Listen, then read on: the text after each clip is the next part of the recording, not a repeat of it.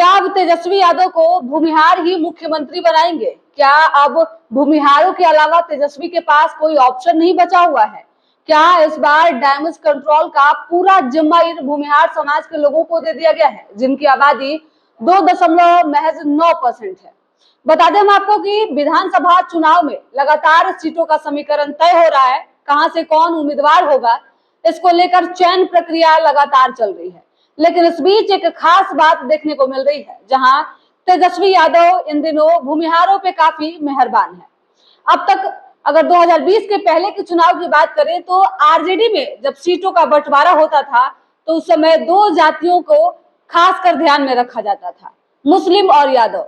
कहा जाता था कि इन जातियों के भरोसे ही लालू प्रसाद यादव की पूरी राजनीति चलती है, और जब टिकट बढ़ता था तो प्रत्यक्ष रूप से ये देखने को भी मिलता था। लेकिन इस बार तेजस्वी ने पूरे समीकरण को बदल दिया है।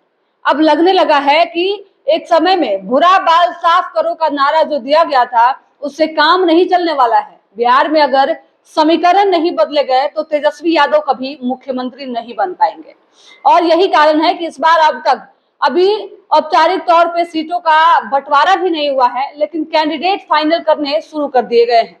और अब तक लगभग 8 भूमिहार कैंडिडेट को तेजस्वी ने ग्रीन सिग्नल दे दिया है और तैयारी करने की बात कह दी है, यानी कि आप जाइए इस क्षेत्र से तैयारी कीजिए, टिकट आपका कंफर्म है। एक समय में जब लालू प्रसाद यादव का काल चलता था, जब लालू प्रसाद यादव बिहार के मुख्यमंत्री हुआ करते थे, उस समय ऐसा देखा जाता था कि भूमिहारों के प्रति, सवर्णों के प्रति एक अलग सुर देखने को मिलता था। लेकिन तेजस्वी यादव ने धीरे धीरे अपने पार्टी की छवि अब उससे इतर बना ली है। लोकसभा चुनाव में जब तेजस्वी यादव चुनाव प्रचार कर रहे थे, जनसभा कर रहे थे, लोगों के बीच जा रहे थे, तो उन्होंने इस बात का लगातार जिक्र किया था कि हमारी पार्टी MY की पार्टी नहीं है, हमारी पार्टी A to Z की पार्टी है, यानी कि माई के साथ साथ बाप की भी पार्टी है। लगातार खांटी अंदाज में तेजस्वी यादव लोगों को समझाते दिखे थे, और अब उसका जीता जागता उदाहरण इस बार के सीट बंटवारे में भी देखने को मिल रहा है।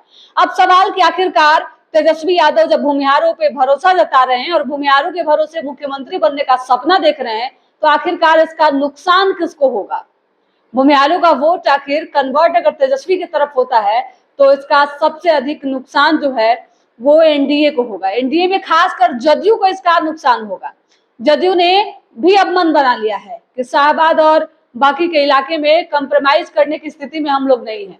भूमिहार नेताओं के आने और जाने का सिलसिला भी लगातार जारी है। एक तरफ जहां कई कद्दावर नेता जदयू का साथ छोड़ रहे हैं, तो वहीं कई लोगों की घर वापसी हो रही है। आपने देखा होगा बीते दिनों कि एलजेपीआर के एक मजबूत सिपाही और कई बार जो है वो जहानाबाद से सांसद रहे हैं, उन्होंने जदयू में अपनी घर वापसी की। तो एक तरफ जहां तेजस्वी यादव लगातार भूमिहार कैंडिडेट पे भरोसा जता रहे हैं और इस बार नया समीकरण गढ़ने का प्रयास कर रहे हैं, तो वहीं जदयू पूरी तरीके से एक्टिव है और लगातार अब ये दावा कर रही है कि इस बार सीटों के समीकरण में हम भी कहीं से पीछे हटने वाले नहीं हैं।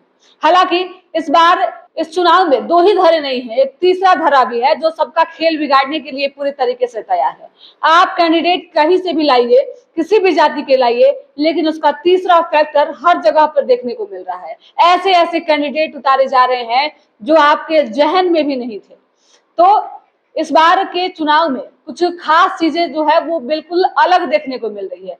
तेजस्वी यादव जिन लोगों के सहारे इस बार का चुनाव लड़ना चाहते हैं, जीतना चाहते हैं, देखना दिलचस्प होगा क्या इस बार 2.9% जो भूमिहारों की आबादी है वो तेजस्वी यादव को कितना सपोर्ट करती है। क्या इस बार भूमिहारों का वोट जो है वो तेजस्वी की तरफ पूरी तरीके से कन्वर्ट हो जाएगा? क्या अब MY की पार्टी कहे जाने वाले राजद अब A to Z की पार्टी वाकई बन गई है? आपकी क्या प्रतिक्रिया है कमेंट बॉक्स में जरूर बताइएगा।